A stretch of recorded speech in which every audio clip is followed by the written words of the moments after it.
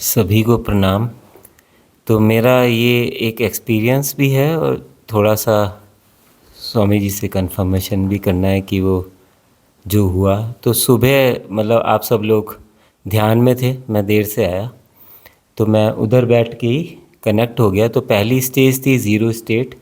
उसके बाद एक बहुत ही अद्भुत अनुभव हुआ। अनुभव इस तरह का था कि उसमें ब्लैक होल्स और ये जो स्पेस में, डीप स्पेस में बड़ी रिसर्च की है, तो पता लगा कि जो जैसे स्वामी जी भी बोलते हैं कि भगवान शिव इतना गहन अंधकार की जो आप कल्पना नहीं कर सकते।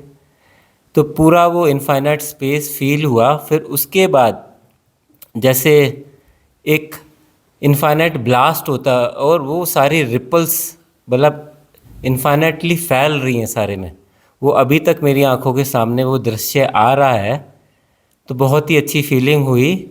और फर्स्ट टाइम जो ये लोग बोलते हैं ब्लैक होल्स और वो सारा कुछ हम लोग देखते हैं हबल स्पेस से, वो फील हुआ एक्चुअली जैसे मैं उसी का पार्ट हूँ। और वो रिपल्स इनफाइनाइट तक गई और गहनतम अंधकार जो भगवान शिव बोलते हैं और भैरव बोलते हैं जिनको, इस तरह का एक्सपीरियंस हुआ स्वामी जी। तो उस पर कुछ प्रकाश डालें, कुछ गाइड करें आगे के लिए। गहन अनुभव जब कहते एक होते अनुभव, एक होते गहन अनुभव। तो गहन अनुभव का अर्थ यही हुआ कि जहाँ पर सब कुछ मिट जाता है, द्वैत मिट जाता है, द्वंद्व मिट जाता है। द्वंद्व और द्वैत मिटेगा तो वहाँ शेष क्या रहेगा? वननेस। वननेस का क्या अर्थ हुआ?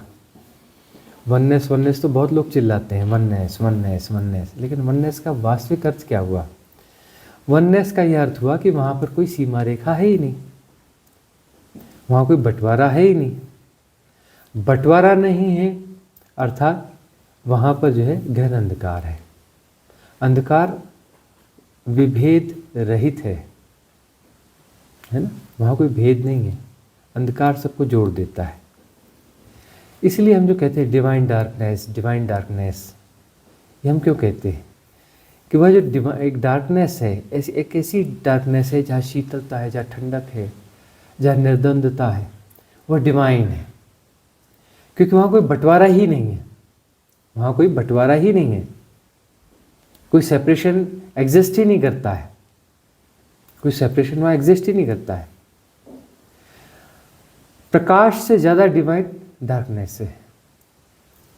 प्रकाश से ज़्यादा डिवाइन क्या है? डार्कनेस है। क्योंकि डार्कनेस इनफाइनाइट है, प्रकाश इनफाइनाइट नहीं हो सकता। प्रकाश की लिमिट्स होंगी, कितना भी बड़ा हो, इतने डिस्टेंस तक जाता है, वही 1000 लाइट ईयर्स तक जाता है, या कोई दूर का स्टार है 1 लाख लाइट ईयर्स तक जाएगा, 1 करोड़ लाइट ईयर्स तक जाएगा। कहीं ना कहीं जाके उसकी कोई लिमिट्स होगी ना। और से 1000 गुना कर लो, 10,000 गुना कर लो, 10 करोड़ गुना कर लो, 1000 करोड़ गुना कर लो, कोई ना कोई तो लिमिट्स ही होंगी ना उसकी। तो जो भी लाइट है, प्रकाश है, उसका उसकी लिमिट है, वह लिमिटेशन में है। अंधकार अनलिमिटेड है। इस अनंत अंधकार के बीच में से छोटे मोटे प्रकाश पैदा होते और डूबते रहते हैं, है ना। बहुत सारे तारों के या बिग बैंग के या इन चीज़ों के, इस छोटी मोटी घटनाएं इस अनंतता में अरबों खरबों भी नहीं, अनंत घटनाएं ऐसी घटती रहती हैं, वो पैदा और नष्ट होते रहते हैं, है ना। जिन्हें हम सूर्य, महासूर्य कह रहे हैं, वहाँ तो उसकी कोई वैल्यू है ही नहीं इनफाइनाइट की सापेक्षता में। तो ये छोटी मोटी घटनाएं जो है प्रकाश की घटती रहती हैं।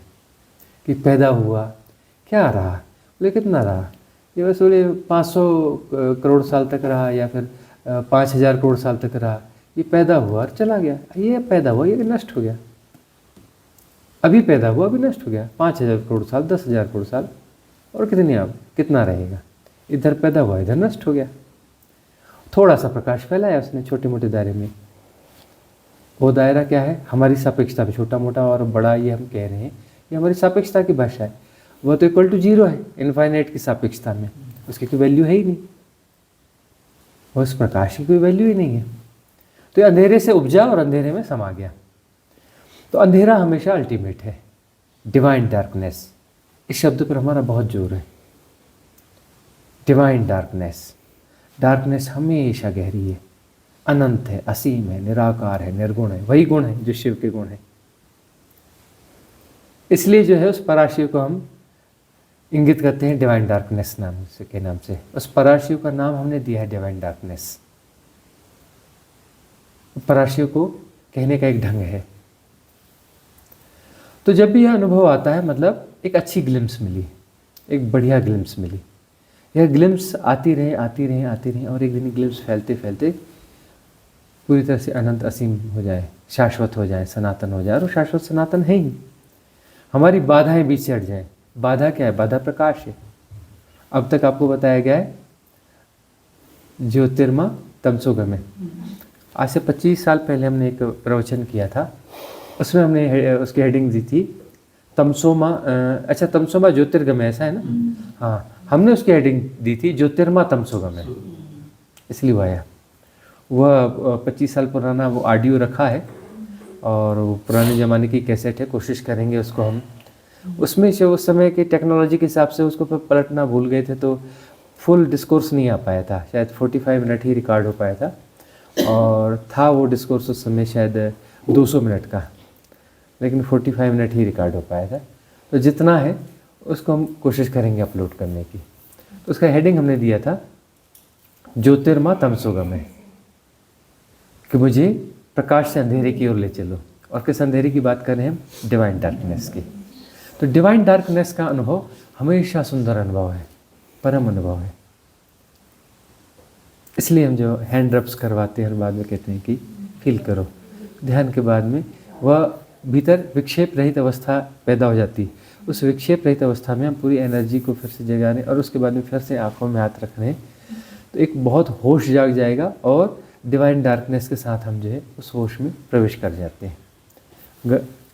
सुषुप्ति, गहन निद्रा। गहन निद्रा जहाँ पर स्वप्न नहीं है, स्वप्न नहीं है, वहाँ क्या है? Divine darkness. और वहाँ पर, वहीं पर हम रिचार्ज होते हैं। वह जो 2 घंटे, 2.5 घंटे, 3 घंटे जो रहते हैं, जिस समय कोई स्वप्न नहीं होता है, उसमें ही रिचार्ज होते हैं और वही बैटरी हमारी जो है दिन भर काम करती है। हालांकि जो हम लाइफ जी रहे हैं ज़ॉम्बीज़ की और ये एम्बिशंस की और ये टेक्नोलॉजी की, तो इसमें क्या हो गया है कि कितना जी पाते हैं, कितना सो पाते हैं उस गहन निद्रा में। कभी 2 मिनट, कभी 4 मिनट, 5, ऐसे टुकड़े टुकड़े में करके जी वो गहरी नींद आती है। इकट्ठी 2-2, 3-3 घंटे की वह रेयर हो गई है। गाँव में आदि, पहाड़ों में कहीं सरल लोग जो है उनको 2 घंटे या 3 घंटे की वह गहरी निद्रा आती होगी। नहीं तो क्या हुआ कि 5 minute, 10 minute, 12 minute, 6 minute, 3 minute ऐसे कर करके वह सुषुप्ति की अवस्था आती है। और उसी ऊर्जा से हम लोग जो है इतना काम कर पाते हैं। पुराने लोग जो है बहुत शक्तिशाली हुआ करते थे। उनके बहुत सारे कारण थे। बहुत सारे कारणों में मुख्य कारण यह भी था कि वो जो रात में सुषुप्ति की अवस्था उनकी बढ़िया होती थी। 2-2 घंटे, 3-3 घंटे जो सुषुप्ति की अवस्था में रहते थे। वो सुषुप्ति की अवस्था क्या है कि कभी ऐसा होता है ना कि बहुत गहरे में, मतलब रात में बहुत गहरी नींद में, बोलते बहुत गाढ़ी नींद में है बंदा, उस समय जगाया तो वो जागा भी तो कुछ नींदा सा बना रहेगा या उसकी बात ही कुछ अलग जाएगी, उसको नॉर्मल होने में समय लगता है। और उस समय उसको नहीं जगाना चाहिए जब वो गाढ़ी निद्रा में हो। तो गाढ़ी निद्रा जो है वह सुषुप्ति की अवस्था है। उस समय वह उस पराशिव के साथ एक हो जाता है, उस डिवाइन डार्कनेस के साथ एक हो जाता है। अब जो ध्यान में हम जाते हैं, डिवाइन डार्कनेस की अनुभूति होती है या आंखों को ऐसा करते हैं, उसके बाद कितना हल्का और अच्छा लगता है। बहुत अच्छा लगता है ना। तो हल्का और अच्छा क्यों लगता है? क्योंकि हम कुछ क्षण के लिए पराशिव से एक हो गए, डिवाइन डार्कनेस से एक हो गए, जो हमारा स्वरूप है, जो हमारा होना है। तो सुषुप्ति में हम जो है अपनी रूट्स से जुड़ते हैं। वो हमारी रूट्स हैं, डिवाइन डार्कनेस वो हमारी रूट्स हैं, वो हमारी रूट्स हैं। रूट्स से हम जैसे ही जुड़ते हैं तो वह जो है हम वहाँ पर फुल चार्ज हो जाते हैं, फुल ऑफ चार्ज हो जाते हैं। अब यहाँ जो है एक बात और आती है कि प्रकाश जो है वह हमेशा क्षुद्र है, उसका आदि और अंत है, वो पैदा होता है और नष्ट होता है। अंधकार न कभी पैदा होता है न कभी नष्ट होता है, अनादि है, अनंत है, शाश्वत है। डिवाइन डार्कनेस, यह एक बात हो गई। अब जो है उस सुषुप्ति की अवस्था में एक ही कमी है, एक ही कमी है कि वहाँ पर बोध नहीं है, वहाँ पर चैतन्य जागा हुआ हो और वह सुषुप्ति की अवस्था हो, डिवाइन डार्कनेस हो और वहाँ पर चैतन्य जागा हुआ हो। तो उस नींद में वह हो नहीं पाता। नींद में हो जाए तो बात बन जाए, ऐसा क्यों कहते हैं? क्योंकि वह हो जाए यदि नींद में, और नींद में 2-2, 3-3 घंटे की सुषुप्ति रहती है, 2-2, 3-3 घंटे तक विक्षेप रहित अवस्था बनी रह जाए तो बात हो गई ना। 3 घंटे रहे या 2 घंटे रहे या 1.5 घंटे रहे, 48 मिनट तो क्रॉस हो गए ना। सवाल तो 48 मिनट क्रॉस करने का है ना। 48 मिनट क्रॉस हो गए तो बात पूरी हो जाती है। अब दिन में वो जो है उसकी प्रैक्टिस होती है कि साधना की विधियों को हमने अप्लाई किया तो वहाँ पर हमें जो है ग्लिम्स घट गया कि विक्षेप रहित अवस्था जो है वो 5 मिनट 10 मिनट या कुछ हो गई। इसी की प्रैक्टिस हो रही है। ये 5-10 ये किसी दिन हो जाए 2-3 घंटे, मतलब 48 मिनट कभी क्रॉस हो जाए, उसका गुणा भाग नहीं लगाना है कि 48 हुए कि 49 हुए कि गुणा भाग नहीं लगाना है। हो गए किसी कारण से विक्षेप रहित अवस्था, डिवाइन डार्कनेस है और चैतन्य जागा हुआ है, वही विक्षेप रहित अवस्था है। विक्षेप जो है विक्षेप रहित अवस्था में डिवाइन डार्कनेस ही होगी। डिवाइन डार्कनेस मतलब गहन अंधकार की दशा में ही विक्षेप नहीं होता है। एक जो ध्यान के अनुभव होते हैं ना कि प्रकाश दिखा, यह दिखा, वह दिखा, वह दिखा, वह दिखा, वह दिखा, गहरा ध्यान नहीं है, उथला ध्यान है। कैसा ध्यान है? ध्यान जो घटा वो उथला उथला कुछ घटा, वह जो परफेक्ट ध्यान है वह नहीं घटा। परफेक्ट ध्यान घटा का मतलब है डिवाइन डार्कनेस, वहाँ कुछ नहीं होगा कि प्रकाश दिखा जी, यह दिखा जी, वैसा हुआ, यह अनुभव हुआ, वह अनुभव हुआ। सरफेस की बातें हैं। गहरी बात क्या है? यदि गहन अंधकार, डिवाइन डार्कनेस है ना, ब्लैक होल, यह होते होते एकदम फिर उसके बाद में ब्लैक होल के जो मूवमेंट्स से सारे मूवमेंट्स भी खत्म हो जाएंगे। वो मूवमेंट्स भी एनी हाउ विक्षेप ही है ना। विक्षेप रहित वह डिवाइन डार्कनेस यदि आ जाती है, विक्षेप रहित डिवाइन डार्कनेस यदि घटित होती है और वह 48 मिनट तक रह जाती है, मतलब उसमें विक्षेप रहित का अर्थ है कि चैतन्य पूरा है। अब विक्षेप का अर्थ होता है कि हमारा चैतन्य बट गया, कुछ विचार में चला गया, कुछ उसमें चला गया, कुछ उसमें चला गया, द्वंद्व वहाँ बन गया। चैतन्य तो है ही लेकिन बटा हुआ चैतन्य है। यदि बटा हुआ चैतन्य नहीं है, एक रस है ना, वह चैतन्य है और विक्षेप रहित अवस्था मतलब वह अपने आप में कंप्लीट है, इधर उधर डाइवर्ट नहीं हुआ है, तो वह ऐसा चैतन्य है और वहाँ पर डिवाइन डार्कनेस है, तो वहाँ कोई द्वंद्व नहीं बचा, कोई विक्षेप नहीं बचा और 48 मिनट क्रॉस हो गए तो वह अवस्था जो है स्थायी हो जाती है, साधो सहज समाधि वाली। उसके बाद जो बिल्कुल सहजता से जीवन में समाधि घटित हो जाती है, वापस पतन और गिरना जो है उसकी संभावनाएं खत्म हो जाती हैं।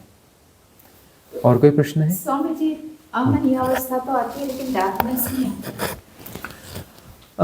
अमनीय अवस्था के साथ ऐसी बात है, अमनीय अवस्था तो आती है लेकिन डार्कनेस आती है। अमनीय अवस्था जो है ना, हमें ऐसा लगता है कि कोई विक्षेप नहीं है, ये लेकिन सरफेस पे लग रहा है कि विक्षेप नहीं है, एक्चुअली उसमें कुछ विक्षेप होते हैं। आपको मोटे विचार दिखने बंद हो गए, सूक्ष्म विचार नहीं दिख रहे हैं, सूक्ष्म विचारों की भी तरंगें चलती हैं। आपको पता है कि आपको सरफेस पे आपको कोई विचार दिख रहा है तो आपके एक ही लेयर है विचार की ना, विचारों की बहुत सारी लेयर्स चल रही हैं भीतर। एक लेयर सरफेस वाली लेयर आपको दिख रही है, सरफेस वाली लेयर आपको दिख रही है और बाद वाली लेयर्स आपको दिख नहीं रही है। तो एक साथ बहुत सारे विचारों की लेयर्स चल रही होती हैं, ढेर सारे विचारों की लेयर्स चल रही होती हैं, सरफेस वाली आपको दिख रही है। भाई जो ऊपर तैर रहा है वही तो दिखेगा ना, अंदर क्या है वो तो आपको दिखेगा नहीं, है ना। समुद्र में आप ऊपर की लहरें देखते हैं ना, समुद्र की गहराई आपको थोड़ी ना दिखती है। तो सरफेस के जो विचार है वो आपको दिख रहे हैं, भीतर में और बहुत सारी लेयर्स हैं विचार की, वह नहीं दिख रही हैं। तो इसमें भी भ्रम हो जाता है कि अमनी दशा है, ये अमनी दशा नहीं है। अमनी दशा वहाँ है कि वहाँ पर कोई विक्षेप ही नहीं, मतलब विचार की कोई भी लेयर नहीं है, 1 2 3 4 5 कोई भी लेयर नहीं है, ठीक है ना।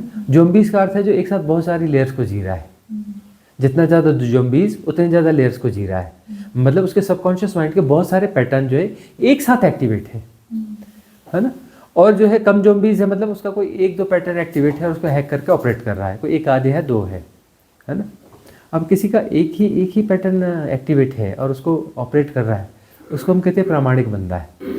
उसको गुस्सा आता है तो गुस्सा आता है, गाली देता है तो खूब गाली देता है ना, मारपीट कर लेता है, सब कर लेता है, लेकिन आदमी एथेंटिक लगता है वह, है ना। गुस्सा आया तो गुस्सा आया, और गुस्सा आया तो उसने मार पीट दिया, एथेंटिक है।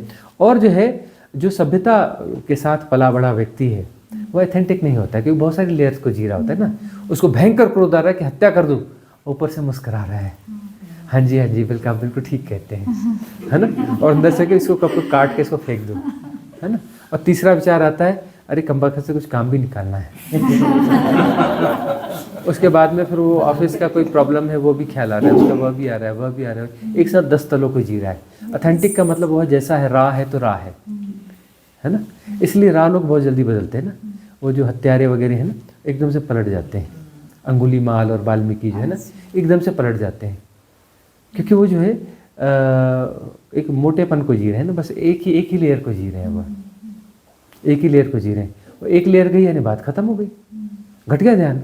अब यहाँ पर एक लेयर हट गई, हमें लगता है कि हाँ अब जो कुछ नहीं है, वह बीच का एक गैप है कि एक लेयर हटी है, दूसरी लेयर अभी उभर के आ रही है, तब तक अमनी दशा घट गई और वो सूक्ष्म तरंगे भीतर भीतर चल रही हैं। तो अमनी दशा यदि विक्षेप रहती है तो उसमें डिवाइन डार्कनेस होगी। डिवाइन डार्कनेस मतलब वहाँ कोई लेयर ही नहीं है, बस वो अंधकार ही अंधकार, अनंत अंधकार है, अनंत अंधकार है। वहाँ पर कोई दूसरा कुछ विक्षेप हो ही नहीं रहा है। तो इस प्रकार से ऐसा होता है। तो ये प्राथमिक स्टेज है कुछ?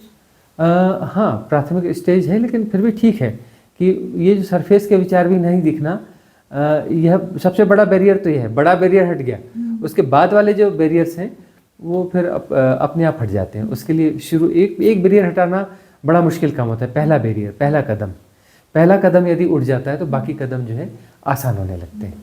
अगला प्रश्न किसी का है? मुझे इसी से रिलेटेड है।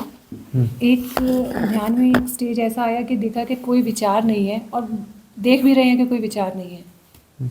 वो कैसे, मतलब समझ आ रहा है कि बिल्कुल कुछ भी नहीं है, तो वो कौन देख रहा है?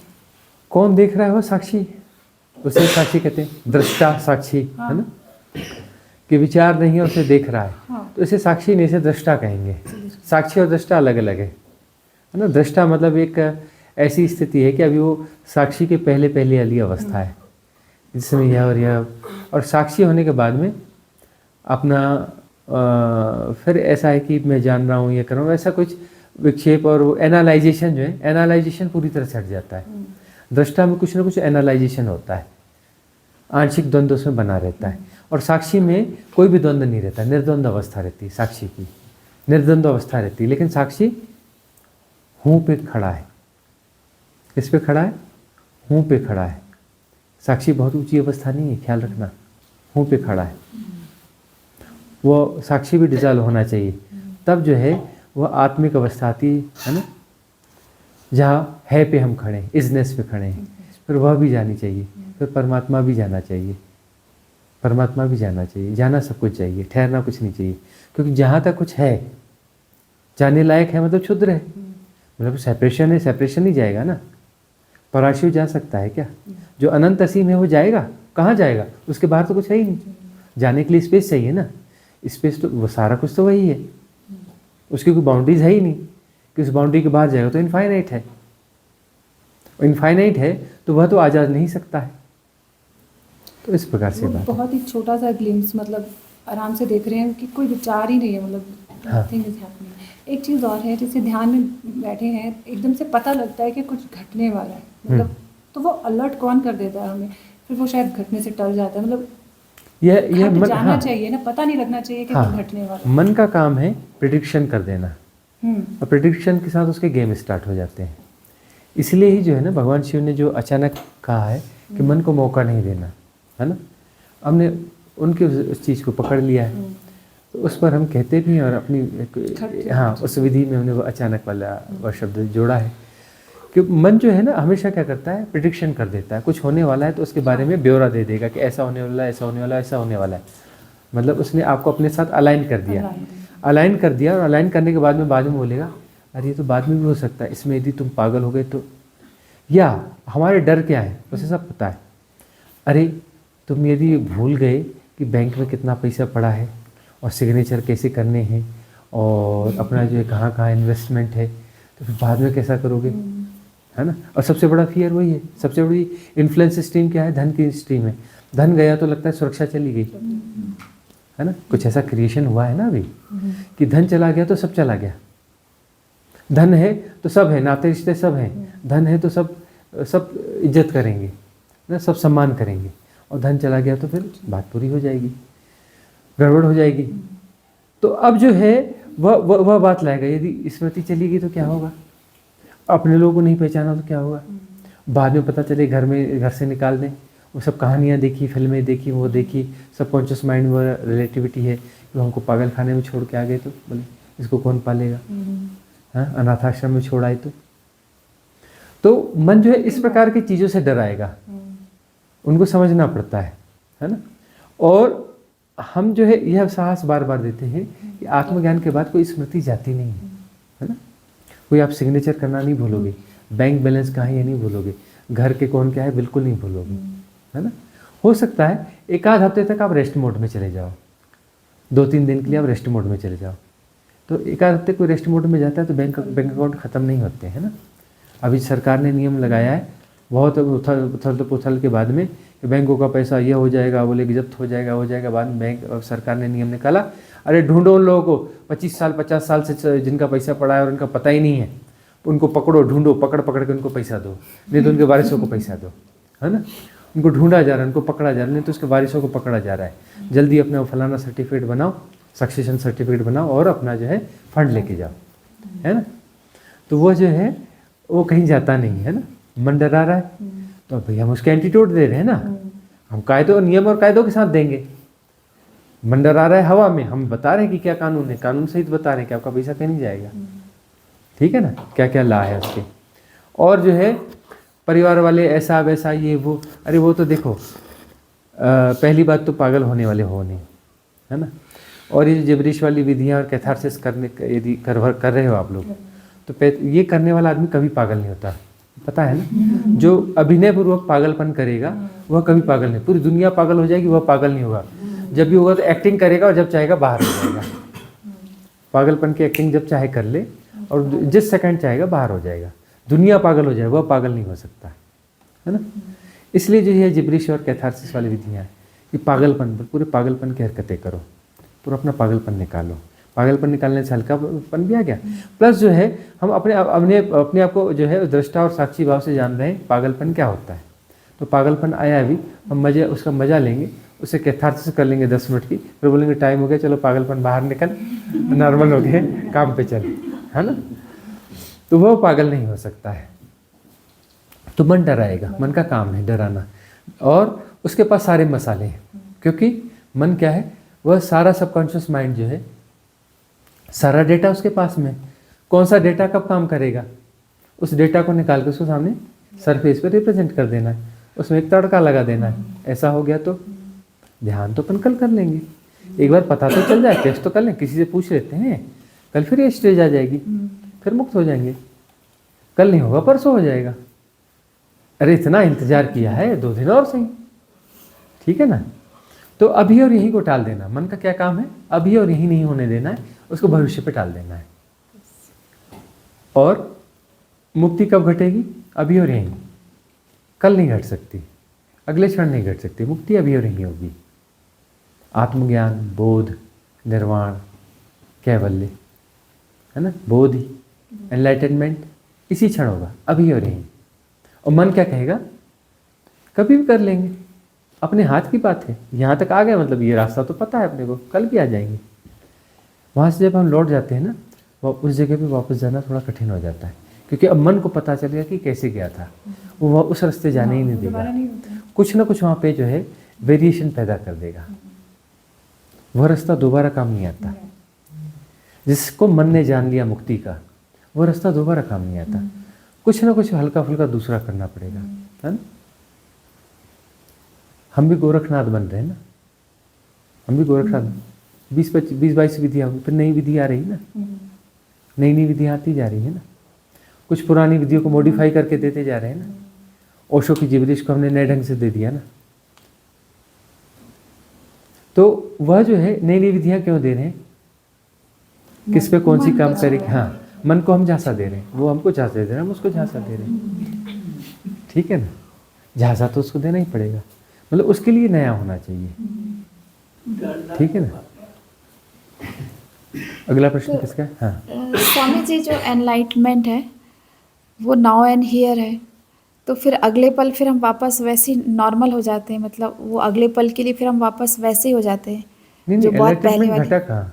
नहीं, इन केस जो हम बोलते हैं ना कि नाउ एंड हियर ही अगर एनलाइटमेंट होगा, वो नाउ एंड हियर ही होता है, फिर उसके बाद फिर वापस हम वही नहीं, पहले जैसे। हियर एंड नाउ में यदि कोई अपना एनलाइटनमेंट हो जाता है, इसका मतलब ये होता है वह हियर एंड नाउ में ही होता है।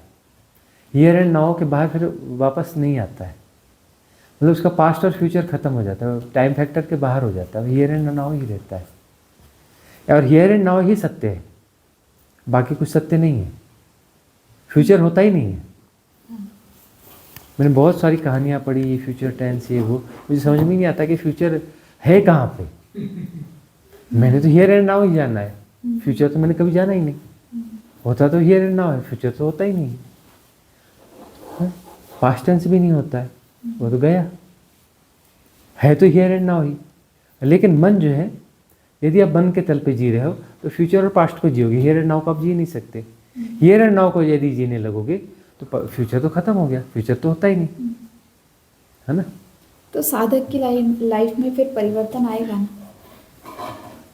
जब हियर एंड नाउ में जी रहे हैं तो गुणा भाग नहीं रहता। ये सारा गुणा भाग जो है ना, इसके पहले का है, उसके बाद ऐसा होगा ना, वैसा होगा ना, ये मन बोल रहा है। ठीक होगा कि नहीं होगा। तो आप जब भी ध्यान में जाओगे ना, ध्यान घटने वाला होगा ना, तो आपके मन में ये प्रश्न आएगा, उसके बाद तो नॉर्मल हो जाते हैं ना, ऐसा तो हो जाते हैं ना, चलो यहाँ से लौट जाते, कल देखेंगे। हमेशा आप लौट आओगे क्योंकि आप इस मैट्रिक्स को जी रहे हो। तो साधना में आप जो है 90 ज़्यादा से ज़्यादा 99% तक जाओगे और वहाँ से आपको वापस आना पड़ेगा। 100% पे आप नहीं जा सकते क्योंकि आप इन प्रश्नों को जी रहे हो, इस मैट्रिक्स को जी रहे हो। इस मैट्रिक्स को आप जब तक नहीं समझोगे, इसको सॉल्व नहीं करोगे, छलांग नहीं लगेगी, है ना। वो पानी उबलता है ना, उबाल नहीं मार पाएगा। 1-2 डिग्री पहले से चाहे लौटाओ, लेकिन लौटाओगे, समझना ही पड़ेगा। जब तक गुणा भाग है, ऐसा तो हो जाता है ना, वैसा तो हो जाता है ना, फलाना तो हो जाता है ना, ये गुणा भाग है, ये लौटा लेगा। ये गुणा भाग ही वापस वहीं 0 पे पहुंचा देता है ना। 99 पे सीढ़ी सांप होता है ना, सांप सीढ़ी में 99 पे कहाँ ले आता है, सीधे पहली रो पे, है ना, फर्स्ट रो पे ले आता है। तो ख्याल रखना, उस समय ऐसा तो हो जाता है ना, वैसा तो हो जाता है नहीं, सबसे बड़ा मैट्रिक्स है मन का। अगला प्रश्न किसी का है? हाँ, इधर है, पूछिए। प्रणाम गुरुदेव। कुछ दिनों से मेडिटेशन में बैठने के बाद यहाँ पे सेंसेशन जैसा होने लगता है ये। आज्ञा चक्र में। हाँ, तो ये क्या? आज्ञा चक्र में सेंसेशन हो रहा है, मतलब आज्ञा चक्र एक्टिवेट हो रहा है। तो इसको क्या कुछ उसमें करना क्या है, गुणा भाग क्यों करना है? हो रहा है उसे होने दो, सब हो रहा है उसे होने दो, जो भी होगा होगा। इससे आगे क्या होगा, क्यों होगा, हो रहा है उसे होने दो।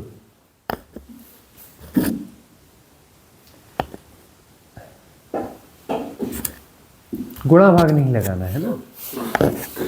वो बहुत सारे साधक बार बार प्रश्न करते हैं ना, ऐसा हो रहा है, वैसा हो रहा है, फलाना हो रहा है, यह हो रहा है।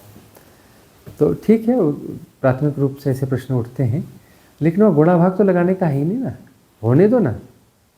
ये हो रहा है तो अच्छी बात है, एक्टिवेशन हो रहा है।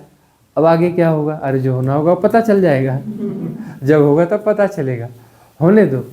अब जो है यह बताओ कि उस समय क्या होगा।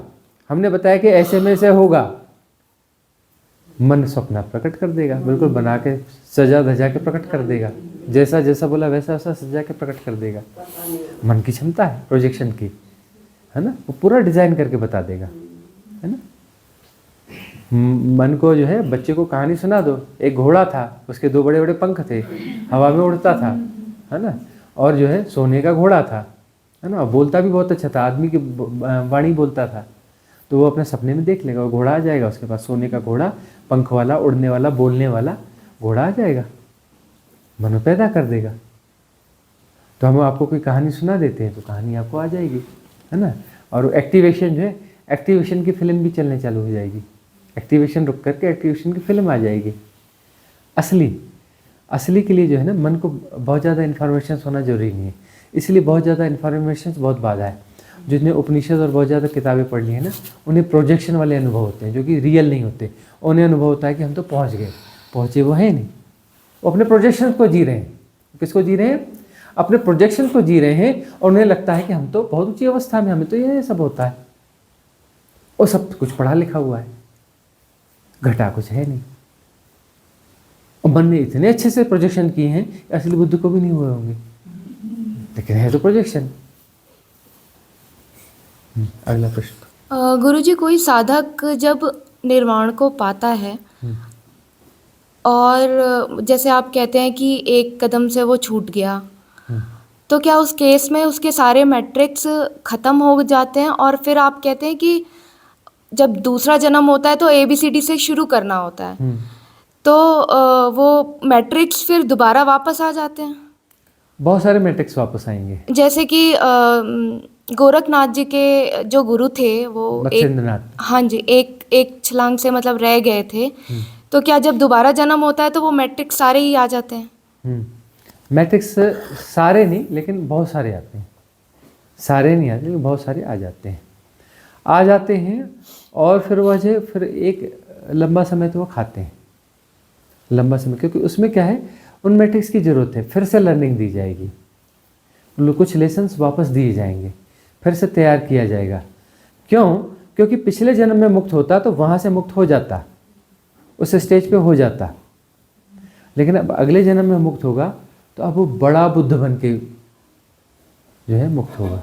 अब उसका निर्माण कुछ बड़ा होगा, अब उसकी स्टेज कुछ हाई होगी।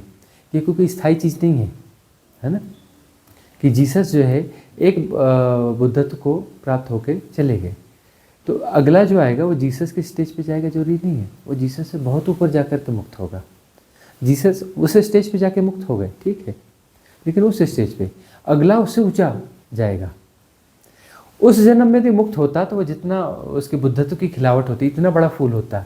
अब अगली बार जो आएगा तो फिर से मैट्रिक्स सूझिएगा और ज़्यादा बड़ा फूल बनेगा, ज़्यादा खुशबू निकलेगी, ज़्यादा बड़ा फूल बनेगा और ज़्यादा खुशबू निकलेगी, क्योंकि जितना वो अपना उस संभावना को होने के बाद में अटकेगा और फिर दोबारा उन चीज़ों को जिएगा, वो दोबारा उसको लेसन्स मिलेंगे, फिर से लेसन्स मिलेंगे, फिर से उसके कुछ अपना उस सारी चीज़ें होंगी, उसको फिर खाद पानी, लेसन्स मतलब गड़बड़ियाँ होंगी, तकलीफ़ें होंगी, खाद पानी मिलेगा। खाद पानी में बदबू ज़्यादा होती है ना, जितने ज़्यादा बदबू वाला खाद पानी होता है वो पौधा उतना ज़्यादा बड़ा होता है, उसमें फूल उतने बड़े आते हैं, पता है ना। जो ज़्यादा बदबूदार खाद होती है ना वो ज़्यादा स्ट्रॉन्ग खाद होती है, ज़्यादा स्ट्रॉन्ग खाद में ज़्यादा बदबू होती है ना, और उससे पौधा निकलता है ज़्यादा हरा और ज़्यादा बड़ा होता है, उसके फूल भी ज़्यादा बड़े आते हैं, है ना। तो वह जो है अगला जो जन्म होगा उसका, तो अगला जन्म कुछ ऐसा होगा कि वहाँ पर जो है वह फिर से कुछ मैट्रिक्स को जिएगा, उनको डिज़ोल्व करेगा, डिज़ोल्व करके फिर ज्ञान को उपलब्ध होगा, तो वह पीक जो है पिछली पीक जन्म की जो संभावित पीक थी उससे ऊंची ही जाएगी, ऊंची ही जाएगी, ये उसकी ज़रूरत है। और ये ऐसा नियम है, एज इट इज़ नहीं, यहाँ दोहराया नहीं जाता कुछ, इस यह अस्तित्व ऐसा है कि यहाँ वो घिसा पिटी वाला काम नहीं है, दोहराया जाएगा, ऐसे कोई ये मिल रहा था पिछले तो इसी वही वाला पकड़ा दो इसको, ऐसा नहीं होता। वो गया तो गया, नया मिलेगा, ज़्यादा क्वालिटी का मिलेगा, ज़्यादा बेहतर मिलेगा। यहाँ पर कोई कंजूसी नहीं है, अस्तित्व के बाद कोई कंजूसी नहीं है, full of variety, her bar uniqueness है, नित्य नूतन है यहाँ, यह नित्य नूतन है, यहाँ बासा कुछ भी नहीं है ना, बासी चीज़ यहाँ नहीं परोसी जाती, नित्य नूतन, हमेशा नया, हमेशा यूनिक, हमेशा एक्स्ट्रा ब्यूटीफुल। अगला प्रश्न किसका है? हाँ स्वामी जी, एक प्रश्न मेरा था, जब वो डिजॉल्विंग करते हैं हम सब कॉन्शियस माइंड का, तो उसमें जो धुआं वाला, उसमें पूरे 100% करने का है, तो कुछ जो सब कॉन्शियस माइंड में ये बने हुए रहते हैं पैटर्न, जो अचानक हमको हमारे लिए फ़ायदेमंद रहते हैं, क्या उसको भी क्लियर करना रहता है उसमें कि वो बच जाते हैं? देखिए, जब हम भाव करने को कहते हैं कि सबकॉन्शियस माइंड के सारे पैटर्न डिज़ॉल्व होते हैं, तो सारे पैटर्न डिज़ॉल्व होते हैं का मतलब कोई गुणा भाग नहीं है वहाँ पर ना, है ना, उसमें सब डिज़ॉल्व हो जाना चाहिए। उसमें जो है अच्छे बुरे का सवाल नहीं है, उसमें आत्मा के पैटर्न, परमात्मा के पैटर्न, वेद शास्त्र के पैटर्न, है ना, सारे पैटर्न डिज़ॉल्व हो जाने चाहिए, कुछ भी नहीं बचना चाहिए, सब पैटर्न ही है, थिंकिंग पैटर्न है। वेद शास्त्र पढ़ लिए तो उससे संबंधित थिंकिंग पैटर्न डेवलप हो जाएंगे, तो सब डिज़ॉल्व होना चाहिए, एवरीथिंग डिज़ॉल्व होना चाहिए। तो डिजॉल्व यदि वहाँ नहीं हो पा रहा है या विधि के बावजूद डिजॉल्व नहीं हो पा रहा है, मतलब हमने कोई बैरियर क्रिएट किया हुआ है। उसके बाद आपको हल्कापन लगता है उस ध्यान के बाद, अच्छा लगता है ना, तो काफ़ी कुछ डिजॉल्व हो जाता है। लेकिन उस जगह पर जहाँ जहाँ ब्लॉकेज है वो वाला स्टोरेज आपने बचा लिया कि सबका हो जाए, ये रूम नंबर फलाना, रूम नंबर फलाना, इसमें हीरे रखे, इसको रहने दो, इसको डिजॉल्व मत करो, है ना। कुछ गोदाम में आप ताले लगा के रख देते हैं, है ना, बहुत बड़ा है तो कुछ गोदामों में आप ताले लगा देते हैं। ताले आपने लगाए हैं, विधि तो आपको कह रही है कि तालों की ज़रूरत ही नहीं है। वो ताले भी अपना धुआं बन के उड़ जाएँ, वह गोदाम भी धुआं बन के जाए, उसकी दीवारें भी धुआं बन के उड़ जाए, कुछ बचे ही नहीं। ताला खोलने की ज़रूरत नहीं, ताला भी तो धुआं बन जाएगा, तालों को भी धुआं बन जाने दो, दरवाजों को भी धुआं बन जाने दो, उस कमरे को भी, गोदाम को भी धुआं बन जाने दो, एवरीथिंग। मतलब उसका जो भी उसका जो सपोर्ट सिस्टम है, उसका सिक्योरिटी सिस्टम है, सबको धुआं कर दो ना, कोई शर्त ही बाकी नहीं रखो ना। हमको गुणा भाग ही नहीं है, बस धुआं का मतलब सब डिजॉल्व होना चाहिए, एवरीथिंग, कोई गुणा भाग होना ही नहीं चाहिए।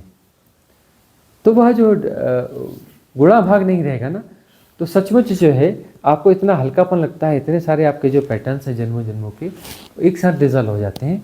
इस विधि को कोई अपना बेशर्त होकर के इस विधि की गहराई में जाएगा ना, तो एक बार में भी खेल खत्म हो सकता है, एक बार में सब क्लियर हो जाएगा।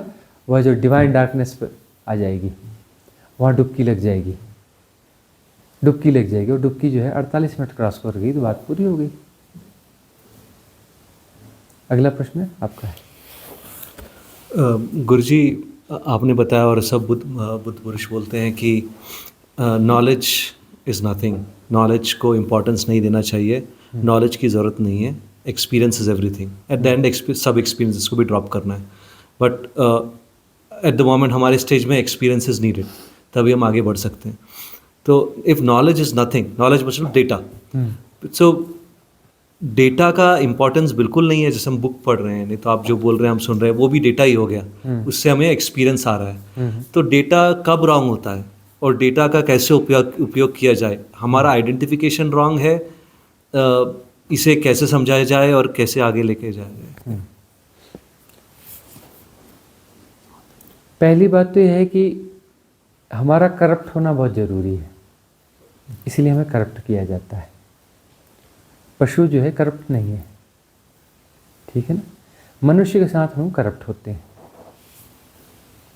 करप्ट होना बहुत ज़रूरी है, हर स्तर पे करप्ट होना ज़रूरी है, हर स्तर पे करप्ट होना ज़रूरी है, हर स्तर पे पतन होना ज़रूरी है।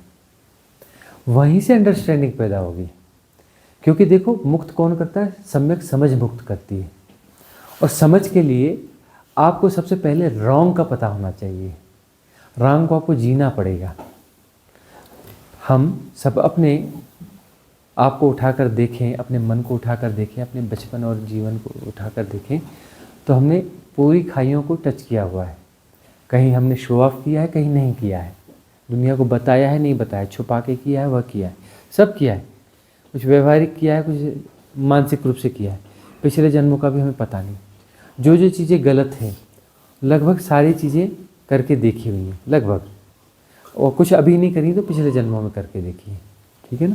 सारी खाइयाँ छुई हैं, ऊपर उठने के लिए सारी खाइयों की ज़रूरत है। लेसन्स तभी मिल पाते, नहीं तो लेसन मिलेगा ही नहीं। एक मूढ़ व्यक्ति को विक्षेप नहीं है, लेकिन उस मूढ़ व्यक्ति की समझ की वैल्यू क्या है? कोई वैल्यू है उसकी? एक बेवकूफ़ है, एकदम होते हैं, क्या क्या बोलते हैं उसको, कूड़ मगज, मूढ़ मगज, और क्या क्या बोलते हैं उसे, बेवकूफ़ या कुछ और बहुत कुछ बोलते हैं। तो वो जो है उसकी समझ, उसकी कोई समझ भी होगी तो उसकी वैल्यू क्या होती है?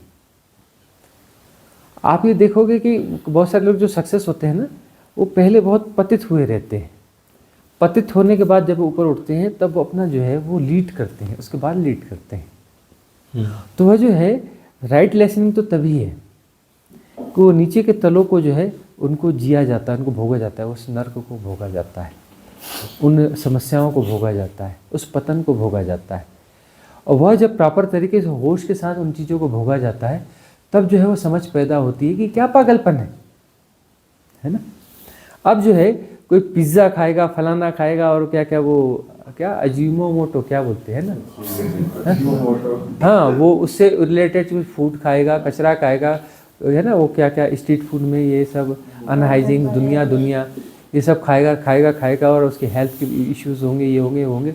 उसके बाद वो अपने आप को सुधारता है। उसको सुधारने के बाद में कोई एक समझदार यदि बंदा है तो फिर जो है उसके बाद में उस चक्कर में दोबारा नहीं जाता वो। साक्षी भाव आ जाए एक बार तो, हाँ। फिर जो है नहीं, वो राइट अंडरस्टैंडिंग आ गई, मतलब उसके सारे उसके जो बैटल्स हैं, जो उसकी जो समस्याएं हैं, उसके जो नेगेटिव पहलू हैं, नेगेटिव एस्पेक्ट्स हैं, उसको जी चुका, भोग चुका, तो अब उससे ऊपर उठेगा। अब जो उठेगा तो उसमें क्वालिटी आएगी। तो ये करप्ट होना बहुत ज़रूरी है। तो उस करप्शन में सब कुछ है, आपको किताबें भी पढ़नी चाहिए, ये भी करना चाहिए, वह भी करना चाहिए, सब वही है। उधार ज्ञान बुरा होता है, लेकिन उधार ज्ञान सबसे पहले दिया जाता है, हर कोई पढ़ता है। किताबें क्या है? उधार ज्ञान ही तो है। कितनी भी अच्छी किताबें हों, वेद हो, शास्त्र हो, सब उधार ज्ञान है। कितनी भी शानदार किताबें हों, बेस्ट सेलर किताबें हों, आपकी लाइब्रेरी कितनी भी अच्छी हो, सब उधार ज्ञान है। आपके लिए तो उधार ज्ञान है ना, आपका अपना तो नहीं है ना। और उसके बाद यदि आप कोई चीज़ दे रहे हो तो आप खिचड़ी परोस रहे हो, वहीं से मिला जुला के कोई नई खिचड़ी परोस रहे हो, वो आपका तो है नहीं। जो खिचड़ी परोस रहा है वह, उसकी बात में एक अलग बात होगी, उसकी खिचड़ी कितनी भी सुंदर दिख रही हो, लेकिन वह बात नहीं बनती, है ना। और जहाँ किसी के भीतर से कोई बात आ रही हो, खिचड़ी नहीं हो, तो उसमें डेटास वगैरह कम भी होंगे, लेकिन वही बात अपील करती है ना। खिचड़ी में कितनी भी वैरायटी, वह अपील करती नहीं।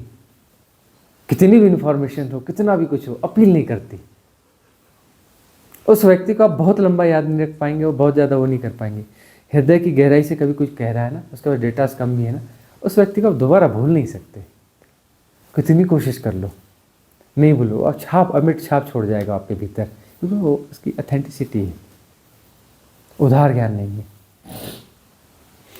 लेकिन जो है करप्ट होना जरूरी है, करप्ट होना जरूरी है।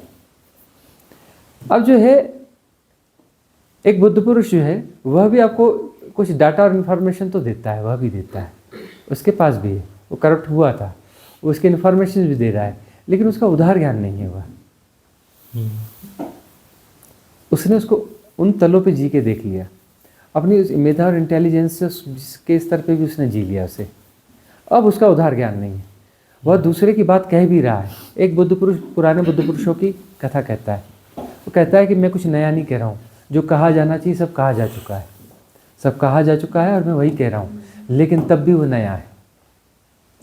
और दूसरों को उदाहरण साफ साफ दे रहा है, लेकिन वो उधार नहीं है, वो उसका अपना है। वही चीज़ कह रहा है, लेकिन तभी वह नया है, नित्य नूतन है, उसका है। जबकि वैसा ही वहाँ पर भी है, लेकिन ये उसका नहीं है, यह उसका नगद है, तभी वो अपील कर रहा है। जबकि वैसा का वैसा लिखा है वहाँ पर, और लगभग वैसा का वैसा यह दे रहा है, लेकिन इसके कहने की बात अलग है, हाथ से आता है। हाँ, क्योंकि ये बिल्कुल उसका ही है, उधार नहीं है, क्योंकि उसका अपना अपना अनुभव है। और किसी ने भी नई बात नहीं कही है, ओशो ने भी कोई नई बात नहीं कही है, सब कहा जा चुका है। शिव ने भी कोई नई बात नहीं कही है, क्योंकि शिव के पहले का हमें इतिहास नहीं पता है, लेकिन वह पहले भी कहा जा चुका होगा, है ना। उसका हमारे पास रिकॉर्ड नहीं है, लेकिन उसके पहले भी कहा जा चुका है, और सब कहा जा चुका है, और हमेशा कहा जाता रहा है। ये धरती तो अभी बनी अभी जा रही है, कितनी धरतियाँ हैं, कितनी सभ्यताएं, इस पर भी न जाने कितनी बार सभ्यता आके उजड़ के समाप्त हो गई, फिर से सभ्यताएं आ गई। फिर से जो है इस धरती का रिकॉर्ड उठा के देखा जाए, जो वैज्ञानिक रिसर्च हैं, कि पूरी सभ्यता, अच्छे से विकसित हुई सभ्यता पूरी तरह से नष्ट हुई हैं। फिर हजारों लाखों साल तक जो है फिर ये धरती फिर से तैयार होती रही, लाखों साल तक तैयार होने के बाद में फिर से समय जीवन आए। इसी धरती की बात कर रहे हैं, और इस धरती की कोई वैल्यू है नहीं खास। न जाने कितनी धरतियाँ हैं, कितना बेवकूफ़ाना बात है ना, न जाने कितनी धरतियाँ। अरे असंख्य धरतियाँ हैं, इनफाइनाइट हैं। इनफाइनाइट में हमेशा सब कुछ इनफाइनाइट ही होगा। इनफाइनाइट धरतियाँ हमेशा होती हैं जिसमें संपूर्ण जीवन होता है, पूरे विकास के साथ में हमेशा होता है, कभी ऐसा नहीं हुआ।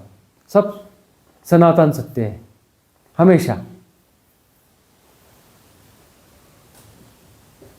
तो जो है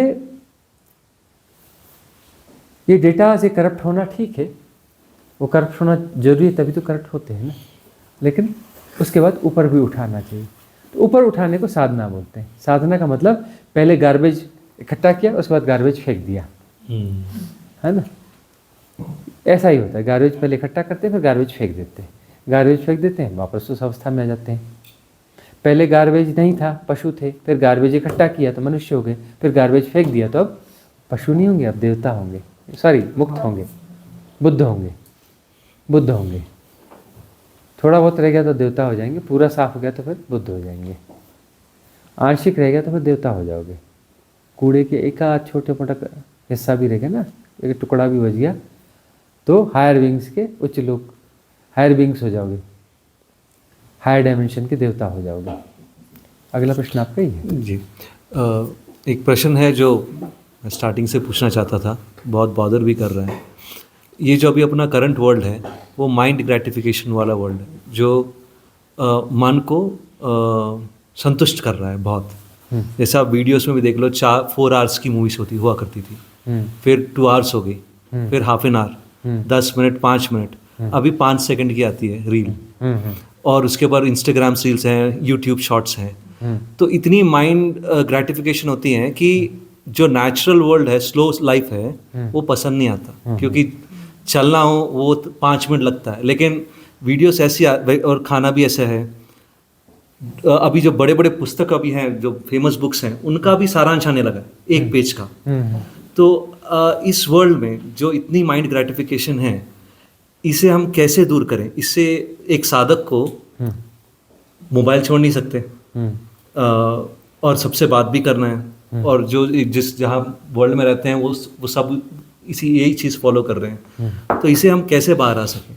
मन तो करता है बाहर आने का, लेकिन फिर अचानक जाते हैं, फिर बाहर आ जाते हैं, लेकिन जाना हो रहा है बहुत जल्दी मतलब इंटरवल्स बढ़ रहे हैं। पहले 2 दिन में से 3 दिन में होता था, अब 10 दिन, अब 15 दिन, 1 महीना, लेकिन 1 महीना के बाद दोबारा इन चीज़ों में जाना हो रहा है, माइंड ग्रेटिफिकेशन में जाना हो रहा है। इस माइंड ग्रेटिफिकेशन से कैसे बाहर आ जा सकते? ये इस युग की सबसे मुख्य समस्या है कि दौड़ तो बढ़ रही है, एम्बिशंस बढ़ रहे हैं, क्योंकि इन्फ्लुएंस स्ट्रीम जो है एम्बिशंस की है, एम्बिशंस आपके बढ़ रहे हैं, और जो है एम्बिशंस के केंद्र में एक चीज़ रख दी गई है, वो धन। धन ऐसी एक चीज़ हो गई, इतनी स्मार्ट चीज़ हो गई है आपके पास में, उसको आप कभी भी किसी भी चीज़ में कन्वर्ट कर सकते हैं इंस्टेंट। आपको फॉरेन ट्रिप करनी है, इंस्टेंट आप जो है एक एयर टिकट लेंगे, उसके लिए आपको कहीं नहीं जाना है, मोबाइल पे एयर टिकट लेंगे और अपना जो है बहुत जल्दी से जल्दी आप जा सकते हैं, प्लेन पे चले जाएंगे, पहुंच जाएंगे, और इंस्टेंट आप बहुत कुछ कर जाएंगे। इंस्टेंट आप खरीदी कर लेंगे और जो पार्सल आपके घर पे आ जाएगा। यह जो फास्ट लाइफ है, ये फास्ट लाइफ में इनसिक्योरिटी भी बहुत होती है, इसमें मैकेनिज्म भी बहुत होता है। ये फास्ट लाइफ आपको मशीन बना रही है, ये फास्ट लाइफ आपको असुरक्षा भी दे रही है, और ये फास्ट लाइफ का आपको ट्रेनिंग भी दे रही है, ये फास्ट लाइफ आपको बहुत सारी महत्वाकांक्षाएं भी दे रही है। एक गो स्लो वाला बंदा है, धीमी लाइफ वाला गांव का बंदा है, वो सोचता है कभी कभी अचानक, अरे एक आध दिन ऐसा भी आएगा मैं गांव का सरपंच बन जाऊंगा, प्रधान बन जाऊंगा, है ना, चेयरपर्सन बन जाऊंगा। अभी जो है ना, छोटे से बच्चे से पूछो क्या बनेगा, प्राइम मिनिस्टर बनूंगा मैं इस देश का। और मैं जब प्राइम मिनिस्टर बनूंगा, 6 साल का बच्चा बोलता है तो मैंने ये ऐसा करना है, ये करना है, वो करना है, फलाना करना है। 6 साल का बच्चा, 7 साल का बच्चा बोलता है मैंने प्राइम मिनिस्टर बनना है। उसे बोलते प्रेसिडेंट बन जाए, नहीं प्रेसिडेंट का उस पावर नहीं होता, मुझे प्राइम मिनिस्टर बनना है। 6-7 साल का बच्चा बोलता है। ये हमने स्मार्ट नहीं बना रहे हैं, हम उसे मशीन बना रहे हैं, हम जो है उसे अव्यवहारिक बना रहे हैं। पहले वो व्यवहारिक तल पर सोचता था, उसके बाद में सोचता था अरे कहाँ मैं सपने देख रहा हूँ पुराना। बोलता था गांव का प्रधान, कहाँ झंझट में पड़ना, प्रधान गांव का सरपंच बनना, ये बनना, छोड़ो। तो अब वो जो गो स्लो लाइफ रही है, बिल्कुल धीमे धीमे धीमे धीमे धीमे धीमे पागलपन को जीना, अब पागलपन को फास्ट जीना। फास्ट लाइफ का मतलब है पागलपन को फास्ट जीना है।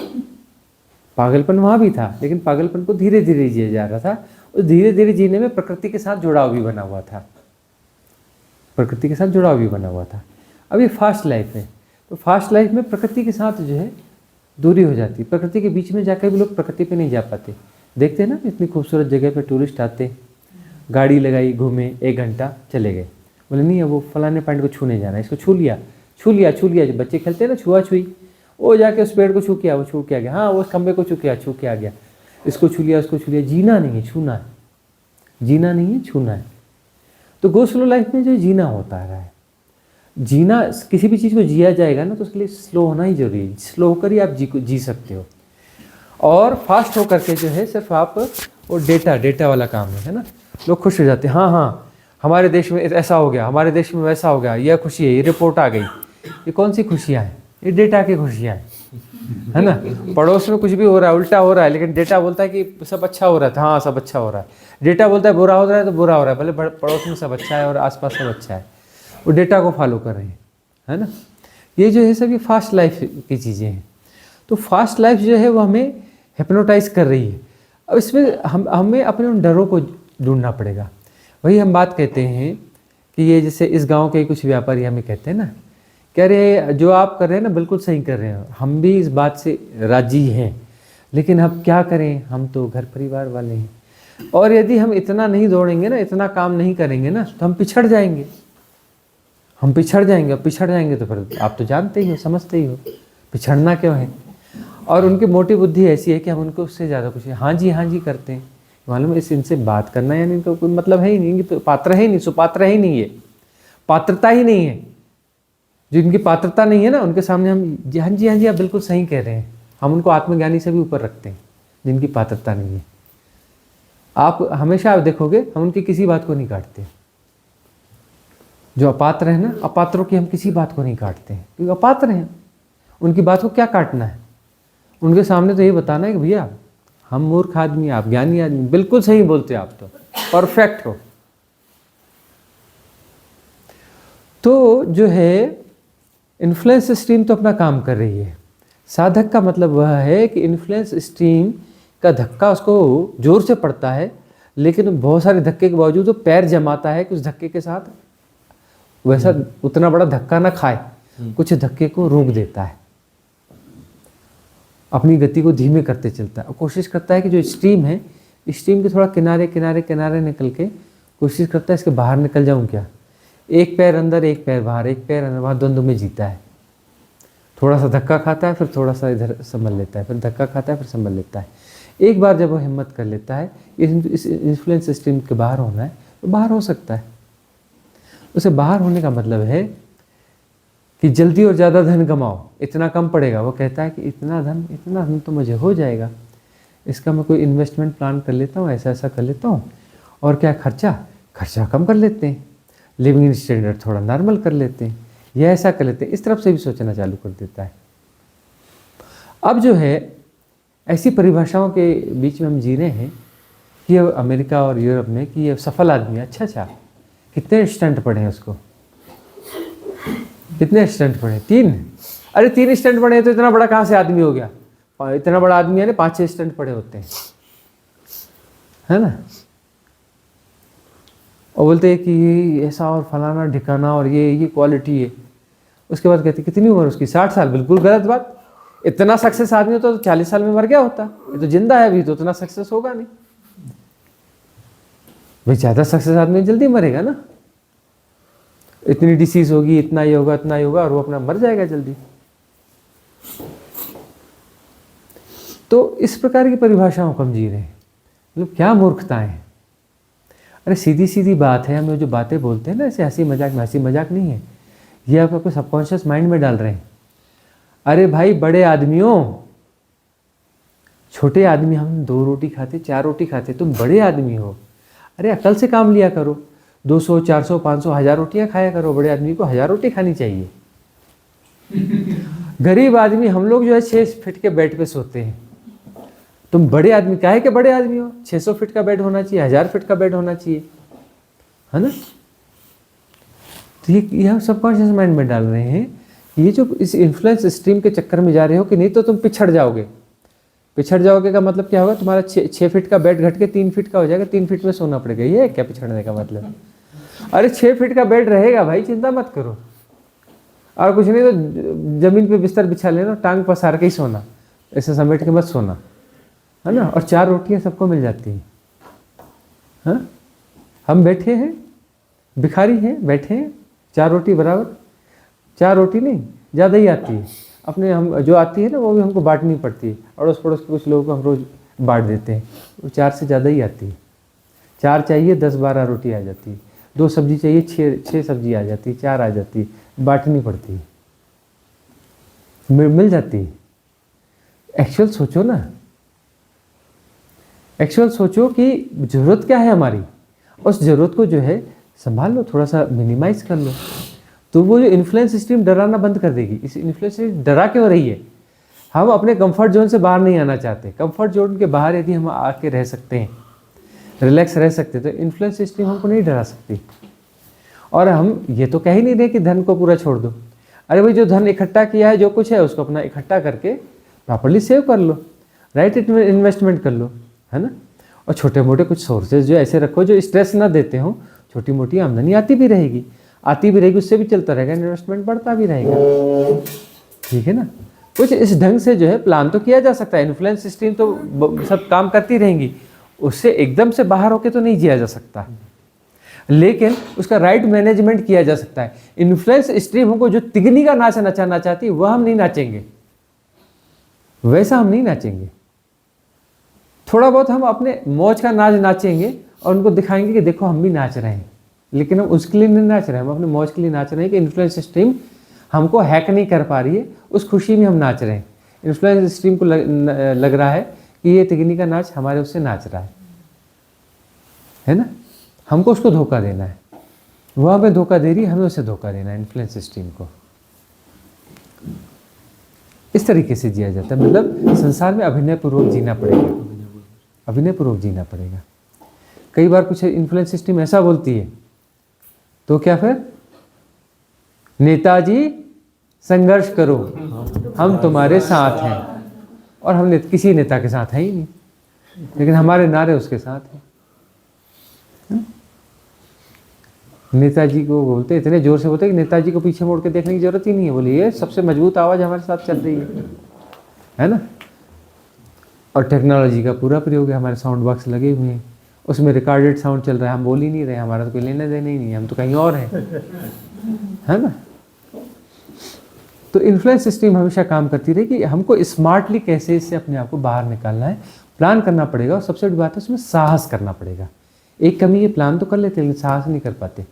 रिटायर्ड जो लाइफ है, रिटायरमेंट वाली लाइफ है ना, कि अपना रिटायरमेंट तय कर लो, इसके लेख बहुत छपते हैं, टेलीविज़न पे बहुत इंटरव्यू आते हैं ना, सब बहुत है कि हम अपने फाइनेंशियल रिटायरमेंट कैसे करें, कितनी जल्दी उम्र में कैसे रिटायर होना चाहिए, हर कोई पढ़ता है उसको। वो वाले कॉलम बड़े हिट हैं, खूब पढ़ते जाते हैं, पढ़ते पढ़ते बाल सफ़ेद हो जाते हैं, बूढ़े हो जाते हैं, और उसको पढ़ते रहते हैं कि हम रिटायरमेंट कैसे तय करें।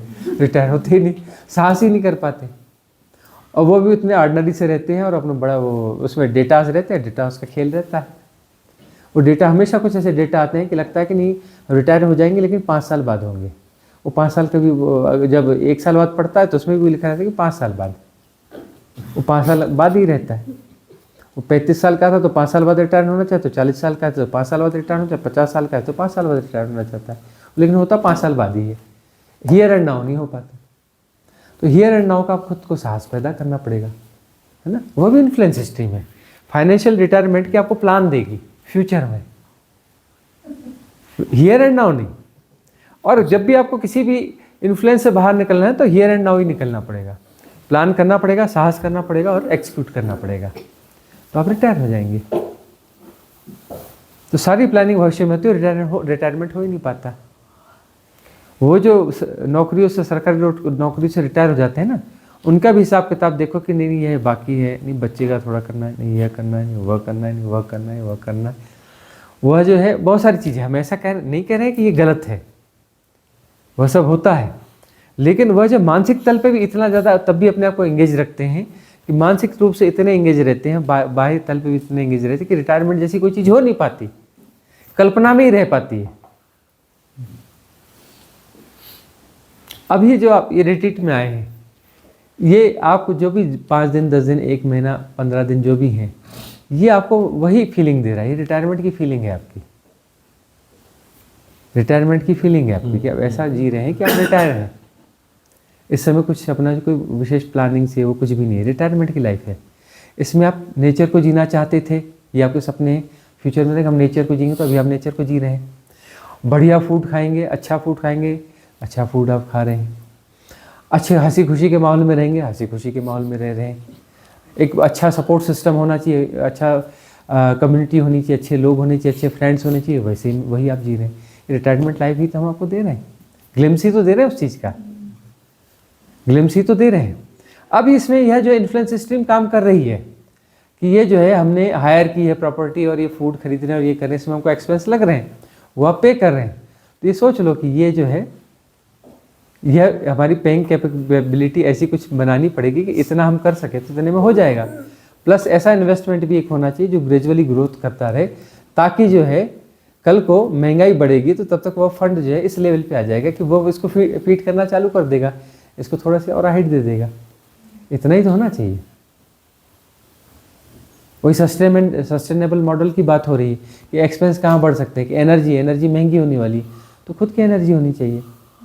नेचर से ले लो, सोलर विंड पावर, है ना। और क्या है, तो और एग्रीकल्चर खुद का कर लो, खुद प्रोड्यूस करो। फूड क्राइसिस आनी है, फूड महंगा होना है, तो फूड खुद का पैदा कर लो, है ना। और फिर जो कुछ योगिक प्रक्रियाएँ, सूर्य प्रक्रिया और ये सूर्य क्रिया और फलानी और ढिकानी, वो सब करते हुए बहुत सारी चीज़ों से वैसे ही बाहर आ जाएंगे। हेल्थ कॉन्शियस रहेंगे, हेल्थ की प्रॉब्लम आएगी नहीं, और बनने के लिए सदा तैयार बैठे हैं। योगी को मृत्यु का कोई डर नहीं है, संथारा हम सिखाते रहेंगे। जब भी गड़बड़ हुई तो संथारा, यानी क्या, कैसे शरीर छोड़ दिया जाए, वह मोह माया नहीं होनी चाहिए। बीमार शरीर को, गड़बड़ शरीर को ढोने की कोई जरूरत ही नहीं है, छोड़ दो उसको। जब डर ही नहीं रहेगा, मुख्य डर वही है। मुख्य डरों को हमने समझ लिया और उनके निदान समझ लिए, तो वो डर खत्म हो जाएंगे। उससे डर खत्म हो जाएंगे तो साधना अपने आप आगे बढ़ जाएगी। यही तो बैरियर है साधना के। मन के पास हथियार क्या है? यही तो हथियार हैं। और कौन से हथियार हैं? इन्फ्लुएंस स्ट्रीम से भी आपको धक्का नहीं दे पा रही है, तो आपके भीतर डर वाली बात ही खत्म होगी ना। डर यदि आपका खत्म हो गया तो विक्षेप ही खत्म हो गया ना, फ्यूचर ही खत्म हो गया ना। विक्षेप खत्म हो गया, फ्यूचर खत्म हो गया। हियर एंड नाउ का मतलब मुक्ति। और कौन सी मुक्ति और कौन सी समाधि और कौन से सबकॉन्शियस माइंड का पैटर्न? यही तो पैटर्न है ना। ये भय है, वो भय है, कैसे जिएंगे, पैसे का क्या होगा, ये डर है ना, भोजन कहाँ से लाएंगे, घर का क्या होगा, इसका क्या होगा। ये तो इन्फ्लुएंस स्ट्रीम है ना। इसलिए जो है वो लाइबिलिटीज से बचते रहे पहले ना, कि बाल बच्चों के लिए, बाल बच्चे हो गए अब कैसे जाएं। अब बाल बच्चे हो गए तो बाल बच्चों को भी समझा के उनको भी इन्वॉल्व करो, उसको भी इसमें इन्वॉल्व कर लो। और बाल बच्चे फिर बाद में उस इन्फ्लुएंस स्ट्रीम में जाना चाहते हो, जा भैया राम राम। तो अपनी दौड़ नदी नाव संयोग था, यहाँ तुझे यहाँ तक स्टेबल करना था, कर दिया। अब तू अपना स्ट्रगल खुद देख। तो प्लेग्राउंड है, तुझे खेलना है खेल, कितनी इन्फ्लुएंस स्ट्रीम में खेलना है खेल। कब मुक्त होना है नहीं होना तेरा अपना निर्णय, तेरी हमारी राम राम। अभी तो मिले थे, 20-30 साल पहले मिले थे, उसके पहले तो तुम्हारा पता था नहीं, है ना। और कुछ समय बाद तो फिर राम राम हो ही जानी है। अभी राम राम, फोन पे कभी हेलो हाय कर लेंगे, है कि नहीं। राम राम तो होनी है ना। और मिले कब? अभी तो मिले थे। कौन से हजारों लाखों साल का संबंध था, अभी तो मिले थे। योग संयोग, नदी नाव संयोग मिल गए। और ये संयोग बिछड़ने का तो है ही, तय ही है। यह संयोग सदा तो बना रहेगा नहीं। तो भाई थोड़ी देर अबेर या पहले राम राम। ये बस यही छोटे छोटे डर तो हैं। इन डर, यही इन्फ्लुएंस स्ट्रीम जो है इन डरों को ही तो टारगेट करती है। और किसको टारगेट करती है? ये डर जो है इनके इसके स्वरूप को हम समझ जाएं, इनके सॉल्यूशन हम निकाल लें। मृत्यु का भय, अरे मृत्यु तो होनी है, भय करो या ना करो, मृत्यु तो होनी। और मरो तो बढ़िया हिसाब से मरो, ढंग से मरो, है ना। बीमार शरीर लेके क्या मरते हो पलंग पे और हॉस्पिटल में एडमिट।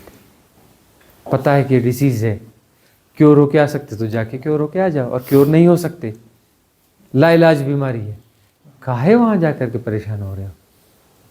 कुछ दवाई ऐसी खाओ कि कुछ दिन के लिए शरीर ठीक हो जाए, ताकि कुछ दिन अपन सेटलमेंट बना सके साधना का, फिर संतारा करके छुट्टी पाओ। दूसरों के सिर पे बर्डन और अपना भी अपना तड़प के जीना, क्या रखा है। तो मतलब ये इस माइंड सेट के साथ चलेंगे तो मृत्यु का भय चला गया। संतारा करनी ही पड़ेगी कि नहीं करनी पड़ेगी, ऐसा नहीं हो सकता, संतारा की जरूरत ही नहीं पड़ेगी, पर वो आपने उस इन्फ्लुएंस स्ट्रीम को तो डिसॉल्व कर दिया ना, उसके साथ तो रेजोनेंस खत्म कर दिया ना अपना, जो आपको धकिया रही थी। धन का एक मैनेजमेंट आपने बना लिया, तो धन कमाने के लिए जो मशीन बनता है वो नहीं हुआ, सिर्फ धन का एक इन्वेस्टमेंट वाला पार्ट है। क्या इन्वेस्ट कर दिया, ये स्मार्ट इन्वेस्टमेंट हो गया, है ना। अलग अलग बास्केट में अपने जो है अंडे डाल करके अलग अलग जगहों पे रख लीजिए। एक दो बास्केट खराब भी होगी तो कुछ बास्केट तो बच जाएगी, इधर ना उधर से मैनेज हो जाएगा। रहना कितना है शरीर, तब तक तो इतना हो जाएंगे ना, इतना धन इकट्ठा कर लो कि इधर ना उधर से जुगाड़ हो जाएगा। इस इन्फ्लुएंस सिस्टम से भी निपट लेंगे, एक सस्टेनेबल मॉडल हो गया तो फिर और झंझट खत्म हो गया। तो इस प्रकार से इन स्ट्रीम्स के रास्ते निकालने पड़ेंगे, इनके धक्के जो लगते हैं ना, इनके धक्के लगना बंद हो जाएंगे, इनसे रेजोनेंस ही हमारा खत्म हो जाएगा। और साहस तो करना पड़ेगा। प्लानिंग सब करते हैं, साहस नहीं करते। प्लानिंग नहीं है ऐसा आदमी हमने नहीं देखा, सबके पास प्लानिंग है, एक्सिक्यूट करने वाले हमने नहीं देखे। प्लानिंग सबके पास है, एक्सिक्यूट करने वाले नहीं है। तो साहस पैदा करना और एक्सिक्यूट करना, एक्सिक्यूट हर कोई करना चाहता है 5 साल बाद, है ना। कभी भी पूछो 5 साल बाद, अरे बोले हम अपनी बात के पक्के हैं। देखो पिछले साल भी हमने कहा था 5 साल बाद, अभी भी हम कह रहे हैं 5 साल बाद, 2 साल पहले भी हमने कहा था 5 साल बाद। हम बिल्कुल अपनी बात पे डटे रहते हैं, अपनी बात कभी बात बदलते नहीं है।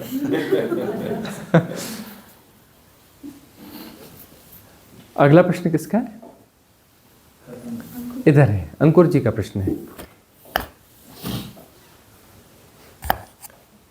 एक्सिक्यूट कर लो तो समस्या बड़ी नहीं है, बस एक्सिक्यूट तो बस उसके लिए भी राइट प्लानिंग होनी चाहिए। ऐसी प्लानिंग होनी चाहिए व्यवहारिक, कि ऐसी नहीं 5 साल वाली कि चलो इसमें 6 महीने लगने हैं, 1 साल लगना है तो ठीक है, 1 साल के अंदर समेट ही देंगे। अच्छा, दूसरी बात है कि जो हमारे टारगेट्स हैं ना वो कभी अचीव नहीं होते हैं। याद रखना है कि हम ये इतना समेटेंगे तो इतना मिल जाएगा, पूरा नहीं मिलता है। कितना मिल रहा है? 80%, ठीक है। कितना मिल रहा है? 72%, 78%, 82%, ठीक है, चलेगा। इतना समेटा, इतना गया, जाने दो। ऐसा ही हाथ आता है, 100% कभी हाथ में नहीं आता। समेटते हैं ना, पूरा नहीं समेटा जाता, जितना समेटने में आ गया काफ़ी होता है। हाँ, तो स्वामी जी जो मैंने एक्सपीरियंस बताया था आपको ये एब्सोल्यूट डीप डार्कनेस का, तो उसी से फॉलोअप है। तो जैसे पानी में पत्थर फेंकने पे जो रिपल्स होती है, तो अभी भी मेरे आंखों के सामने आ रहा उस तरह के रिपल्स हैं। तो आपने जो बताया कि अनंतानंत ब्रह्मांड आते रहते जाते रहते हैं, ये उसी का विजन है क्या? वो रिपल्स फैलती जा रही हैं और वो वाइब्रेशंस हैं जो उधर, बस वही अनुभव है। इस प्रकार के अनुभव हैं, इस प्रकार के ग्लिम्स आते हैं। अभी तो बहुत कुछ आना बाकी है, अभी तो आपके बहुत सारे ब्लॉकेज हटे हैं, अब तो शुरुआत हुई है। बहुत सारे ब्लॉकेज आप लेकर आए थे, उसमें बहुत सारे ब्लॉकेज हटे हैं, अब आपकी शुरुआत हुई है। अभी तो अनुभव की बिल्कुल लाइन है। जो सीड्स हमने आपके भीतर डाले हैं, बहुत सारे आपके प्रतिरोधों के बावजूद ज़बरदस्ती आजू बाजू से फेंक दिए हैं भीतर, वो सारे सीड्स अब धीरे धीरे धीरे धीरे फ्लावरिंग होगी, उनकी पौधे बनेंगे, बड़े होंगे, कली आएगी और फूल खिलेंगे। तो ऐसे बहुत सारे फूल अब खिलते रहेंगे। तो अभी कुछ देर पहले जो वायलेंट वाइब्रेशन हो रहे थे, मैं रोक कोशिश कर रहा था, तो वो भी इसी का पार्ट है क्या? वो भी इसी का पार्ट है। बहुत कुछ होना है, बहुत कुछ होना है। वो बहुत सारे ब्लॉकेज आपके जा चुके हैं, थोड़े ब्लॉकेज और हैं, वो आप खुद डिस्ट्राई कर लें तो बहुत अच्छा है। बहुत सारे पैटर्न हैं जिनको आप अभी भी जी रहे हैं, उनको डिज़ोल्व करने से बचना चाह रहे हैं, उन्हें पहचानना पड़ेगा आपको। तो वो जो है, उन पैटर्न्स को आप विड्रा कर लें तो वो और ब्लॉकेज चले जाएंगे, और ब्लॉकेज चले जाएंगे तो फ्लावरिंग हो जाएगी। क्योंकि स्पिरिचुअल गार्बेज जो है बहुत बड़ी समस्या है। स्पिरिचुअल गार्बेज का गहरा अर्थ क्या होता है? स्पिरिचुअल गार्बेज का अर्थ यह नहीं होता कि जो गलत बात कही गई हो। किसी ज्ञानी ने कभी कोई बात कही, किसी किताब में लिखी, कहीं से सुनी, कहीं से पढ़ी, वो बात उसने तो गलत नहीं कही, अपने अनुभव से कही, लेकिन वो आपके लिए तो बात गलत ही है। आप उसमें लाइव नहीं थे, उस ऑरा में थे नहीं, उस ऑरा को आपने जिया नहीं, ठीक है ना। और जो है वह जो है कितनी भी सही हो उस समय उसके लिए, आपका रेजोनेंस उससे फुलफिल नहीं हुआ। 50% हुआ, 60% हुआ, तभी तो इतना अपीलिंग है। लेकिन 100% नहीं हुआ क्योंकि उस और आपको आपने जिया नहीं, तो वह आपके लिए अर्ध सत्य है, पूर्ण सत्य नहीं है। अर्ध सत्य ज़्यादा भटकाते हैं, अर्ध सत्य ज़्यादा भटकाते हैं, पूर्ण सत्य नहीं भटकाता, अर्ध सत्य भटकाता है। और जो यहाँ पर आपके पास सत्य है ही नहीं ना, तो आप भटकोगे भी नहीं, और पूर्ण सत्य तो भी नहीं भटकोगे, अर्ध सत्य भटकाते हैं। यह जो है हर साधक को ख्याल रखना है। और अर्ध सत्य के कारण ही लोग बहुत बुरी तरह भटक रहे हैं।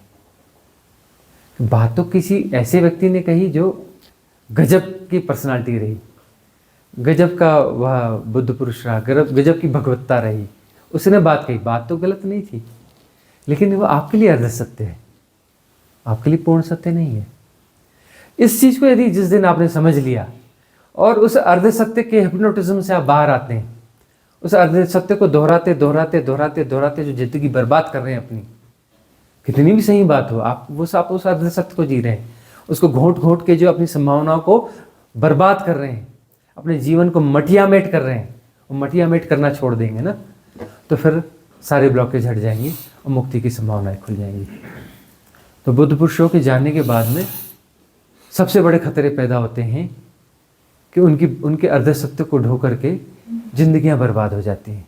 साधक जो है एक स्टेज तक पहुंच करके और वहां पर खड़े होकर के कोल्हू के बैल बन जाते हैं, लेकिन कोल्हू का बैल यहाँ नहीं बन रहा है, ऊपर जाकर एक हायर स्टेज पे कोल्हू का बैल बन रहा है। तो जस्टिफाइड भी होता है, बोलता है देखो मैं साइड पे हूँ, देखो, और उस हाइट पर बन कर वहाँ का क्या काम करें, हाइट पे खड़े होकर कोल्हू का बैल गोल गोल चक्कर काटे, देखो इतनी यात्रा कर रहा हूँ, इस हाइट पे कर रहा हूँ। हाँ, उस हाइट पे यात्रा कर रहे हो, लेकिन यात्रा जो है कोल्हू के बैल की है। तो अर्ध सत्य जो है बहुत बुरा फंसाता है, और सब अर्ध सत्य है। यदि आप जो है जीवित सदगुरु के औरा में नहीं हो, तो वेद हो, वेदांत हो, उपनिषद हो, सब अर्ध सत्य है, सब अर्ध सत्य है, और साधक को बहुत बुरा उलझाता है। प्राथमिकता के लिए बहुत जरूरी है, हम इसके विरोधी नहीं है। उपनिषद बहुत जरूरी है, बुद्ध पुरुषों की वाणियाँ बहुत जरूरी है, उनको संभालना बहुत जरूरी है। वही तो यहाँ तक उठा के लाए हैं, वही तो माहौल बनाए हैं, उन्होंने तो आपकी योग्यता निर्मित करी है, उन्होंने ही आपकी योग्यता निर्मित करी है, और यहाँ तक आप इस हाइट पे आके खड़े हैं। लेकिन इसी हाइट पे आकर के जो है ना वो चौराहे पर छोड़ देते हैं, और यहाँ पर कोल्हू का बैल मिल जाते हैं, क्योंकि यहाँ क्या आगे की गाइडलाइन हमारे पास नहीं है। और हम कहते हैं कि नहीं हम तो यात्रा पर हैं, हमको किसी की गाइडलाइन की क्या जरूरत है। और गाइडलाइन के लिए भटकते भी रहते हैं और गाइडलाइन लेते भी नहीं है। भटकते भी हैं, जगह जगह जाएंगे और जो है उसको देखेंगे कि हमारा जो ये कोल्हू का बैल है इससे रेजोनेंस बैठता है कि नहीं। कोल्हू के बैल से रेजोनेंस नहीं बैठता तो उस बात को छोड़ दो यार, ये क्या है, इसमें बैठता है ना, बस इसी बात को, मतलब उस कोल्हू के बैल वाली स्पीड को थोड़ी और तेज कर लो। लगता है हाँ हमारी स्पीड बढ़ गई, अरे कितनी भी स्पीड बढ़ गई, वही गोल गोल चक्कर है, उतना ही गोल का चक्कर, वही कोल्हू का बैल है। तेल निकलेगा कोई और पिएगा, है ना, तो आपके हिस्से में आने वाला नहीं है, ठीक है ना। तो ये एक बहुत बड़ा मैट्रिक्स है, इस मैट्रिक्स को नहीं समझा जाता है। और ये वो लोग हैं जिन्होंने साहस करके इतनी लंबी यात्रा कर ली है, इनकी संभावना है, इनकी संभावना अन्य सभी लोगों से बहुत ज़्यादा है, लेकिन ये अपनी संभावनाओं को मटियामेट कर रहे हैं। इनकी संभावनाएं बहुत ज़्यादा है, जिन्होंने साहस किया ना, साहस किया तभी तो इतनी लंबी छलांग लगी ना, इतनी लंबी छलांग लग गई, यहाँ तक पहुँच गए, और पहुँचने के बाद वहाँ पर जो है एक नए मैट्रिक्स में फंस गए, और इतना इतना इतना जो है जस्टिफाइड मैट्रिक्स है इतना जस्टिफाइड मैट्रिक्स है जो मैट्रिक्स की तरह लगता ही नहीं है, लगता ही नहीं है जस्टिफाइड मैट्रिक्स की तरह, और जीवन खा जाता है, अवसर खा जाता है। अगला है आपका प्रश्न। गुरुजी, मैंने ये पूछना था, जो ध्यान हमारा घटित होता है वो ध्यान की विधि में बैठ के उसी समय घटित होता है, ये जो हमारी दैनिक क्रियाएं हैं या दिन के जो काम है या कोई भी हमारा कार्य है या कोई भी दिनचर्या है उसमें भी ध्यान घटित हो सकता है, ऐसा कुछ? ध्यान की जो इंटेंस विधियां होती हैं उसमें प्रयास होता है कि आपको जो ग्लिम्स मिल जाए, ध्यान घटने मतलब ध्यान की ग्लिम्स मिल जाए, और ग्लिम्स एक बार यदि मिल जाती है ना, वह ग्लिम्स आपको कभी भी मिल सकती है, फिर कभी भी मिल सकती है। एक बार स्वाद आ गया ना तो कभी भी मिल सकती है, कुछ काम करते हुए, कुछ बातचीत करते हुए, कहीं भी कैसे भी ग्लिम्स कहीं भी मिल सकती है। और इंटेंस मेडिटेशन के माध्यम से वो ग्लिम्स बार बार आती हैं और उस ग्लिम्स को लंबाने की कोशिश होती है। लेकिन जिसको भी ग्लिम्स मिल जाती है तो वह ग्लिम्स उसको हर जगह पे आती रहती है। और वही हम कहते हैं कि इंटेंस मेडिटेशन है पार्ट टाइम साधना, और साधना पार्ट टाइम नहीं होती है, पूरे जीवन को साधना में बनाना होता है। इंटेंस मेडिटेशन से एक बार जो है लालच दिया जाता है, शेर के मुंह में खून लगाया जाता है। शेर के मुंह में खून लगा दिया ना तो सब जगह शिकार ढूंढ लेता है, फिर अपने जॉब में भी शिकार ढूंढ लेगा, अपने परिवार में भी ढूंढ लेगा, काम करते हुए भी शिकार ढूंढ लेगा। मतलब अब वो ग्लिम्स की तलाश जो है वो सब जगह करेगा। अभी भी ग्लिम्स की तलाश है। जो खूब धन कमा रहा है ना, उसको लग रहा है खूब धन हो जाएगा ना मेरे पास तो मैं विराट हो जाऊंगा, अनंत हो जाऊंगा, असीम हो जाऊंगा, अजन्मा, मतलब वो क्या, जन्म मृत्यु के पार हो जाऊंगा, है ना, मैं जो मृत्युंजय हो जाऊंगा। क्या हो जाऊंगा? मृत्युंजय हो जाऊंगा, है ना। खूब धन हो जाएगा तो मृत्युंजय हो जाऊंगा। उसे अंदर एक तल में पता है कि मरना है, लेकिन जो है उस बात को वो भुलाना चाहता है। उस भुलाने के लिए खूब धन कमाता है, इतना धन हो जाएगा तो मैं मृत्युंजय हो जाऊंगा, या मैं प्रधानमंत्री हो जाऊंगा तो मृत्युंजय हो जाऊंगा। कोई मृत्युंजय नहीं होता है ना। वो किसके मृत्युंजय की बात कर रहा है? उस जोड़ के मृत्युंजय की बात कर रहा है, उस सेपरेशन के मृत्युंजय की बात कर रहा है जो शरीर में है। उस शरीर को मैं मानता है, उस शरीर को मृत्युंजय होने की बात करता है, उस शरीर को अमर करना चाहता है। ये बड़ी महामूर्खता है। शरीर तो है ही नहीं, शरीर तो हो रहा है, शरीर तो हो रहा है, शरीर है नहीं, वो मृत्युंजय कैसे होगा? वो तो प्रतिक्षण बदल रहा है, प्रतिक्षण मरता है, प्रतिक्षण पैदा होता है, नित्य नूतन है। मरता है फिर पैदा होता है, मरता है फिर पैदा होता है। और मृत्युंजय की बात हो रही है।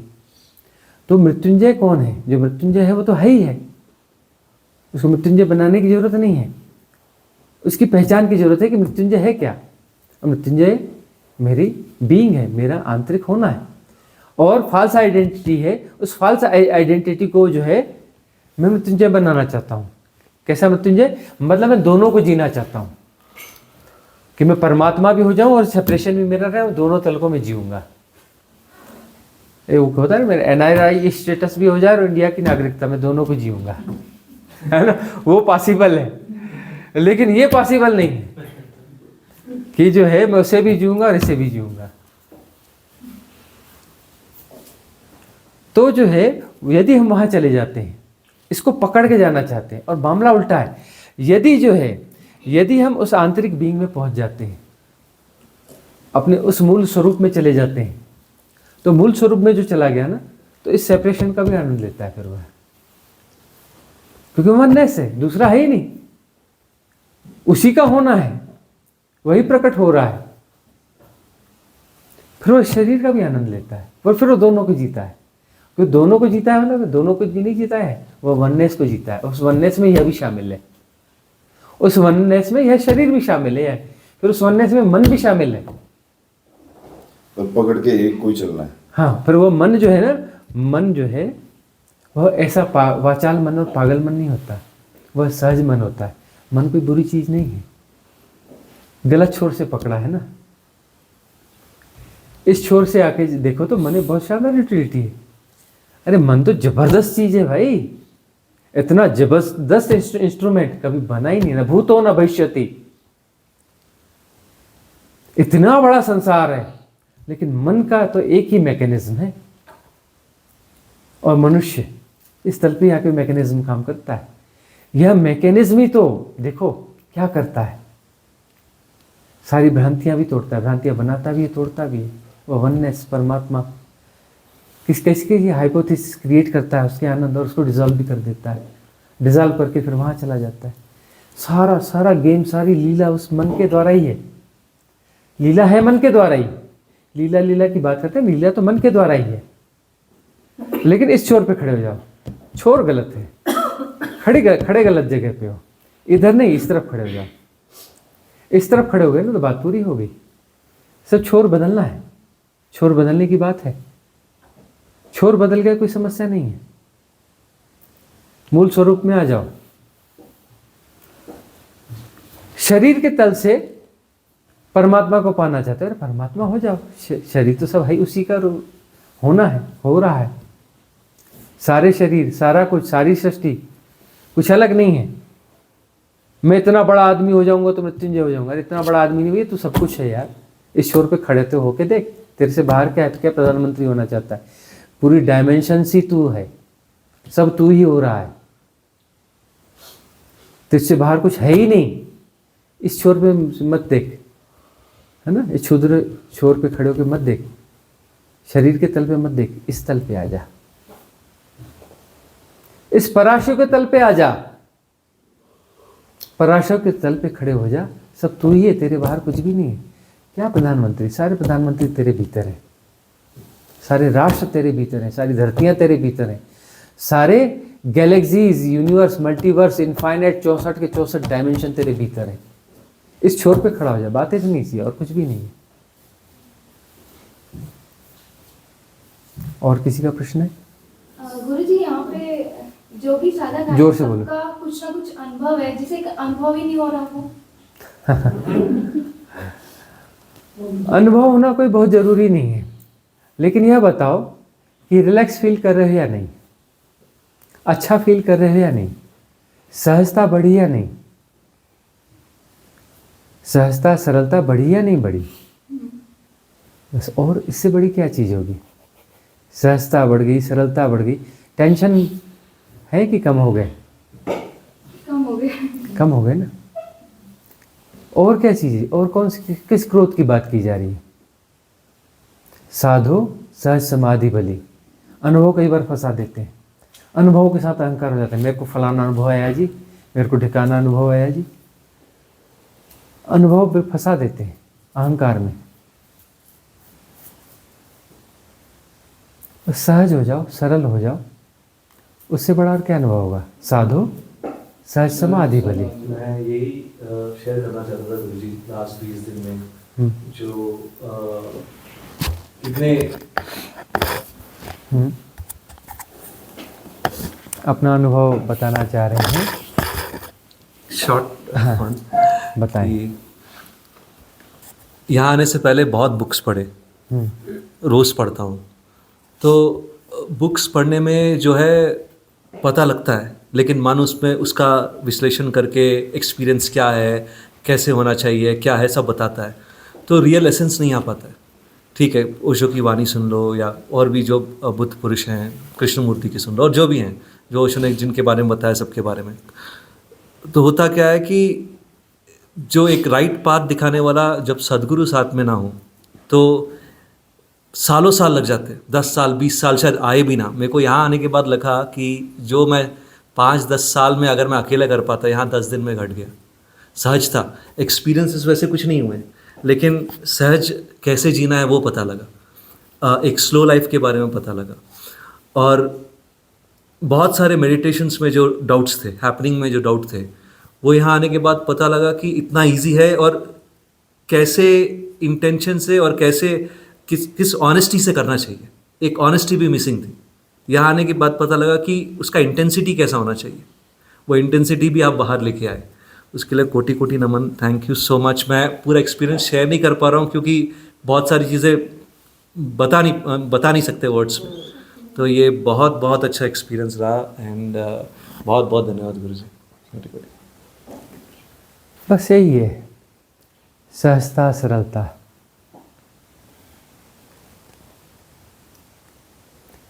और यही पैमाना भी होना चाहिए। यदि हमारे पैमाने, हमारे स्केल यदि सही है ना, चलो इसका कोई हम टेक्नोलॉजीज के प्रयोग कर रहे हैं कि क्या सचमुच में हम लाइट वेट हो रहे हैं, सहज हो रहे हैं। फिर से हम कहें कि उनके विरोधी नहीं हैं, उन किताबों के, उन वाणियों के हम विरोधी नहीं हैं, उनका सहयोग है। उन्होंने आपकी वो पात्रता विकसित करी कि आज आपने हमें YouTube पे सुना और वह आप उसको ग्रहण कर पाए, सुन पाए। हमें सुन पाने के लिए भी पात्रता तो चाहिए। 800 करोड़ लोग हैं इस धरती पर, उसमें 8000 लोग हमें सुन रहे हैं।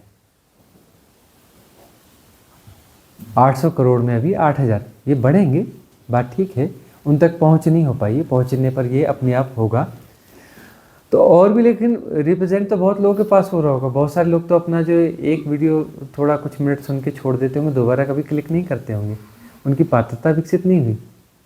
आपने सुना और आपको सुन के लगा कि नहीं पूरा सुनना चाहिए, फिर दूसरा भी सुना, तीसरा भी सुना, आप सुनते रहे, दूसरे देश में बैठ के भी आप सुनते रहे, और वहाँ से आपको लगा कि नहीं अब चलना भी चाहिए।